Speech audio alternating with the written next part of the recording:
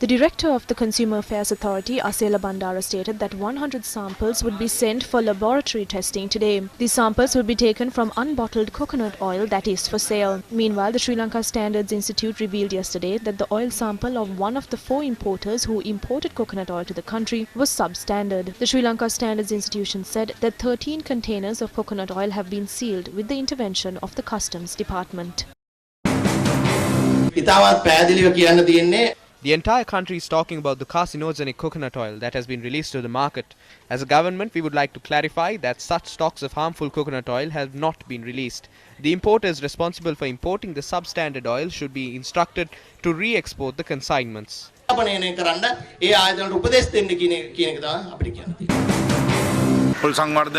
We request the Coconut Development Board to ensure that the importation of coconut oil takes place under the supervision and monitoring of the Ministry of Coconut Development.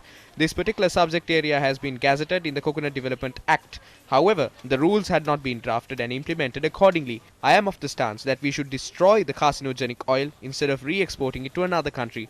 From now on, the importation of non-refined oil should be banned entirely. I assure the general public that the stocks of substandard oil have not been released. 5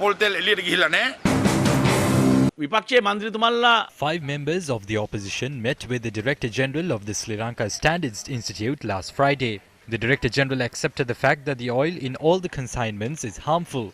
The Director General also said that the controversial consignments of oil were sealed after obtaining samples. However, the next time they visited the site, the seal on those consignments had been broken.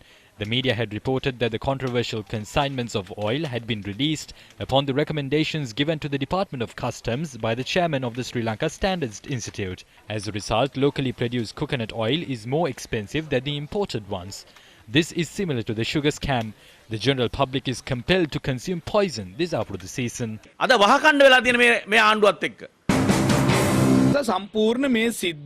As a citizen and parliamentarian of Sri Lanka, I condemn this incident.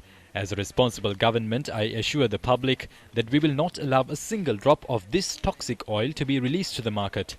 We will ensure that the consumer is safe and protected this New Year season.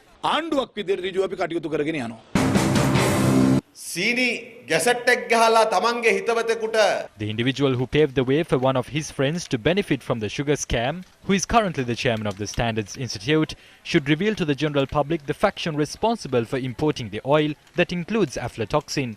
Even after the treasury suffered heavy losses, have any steps been taken to question?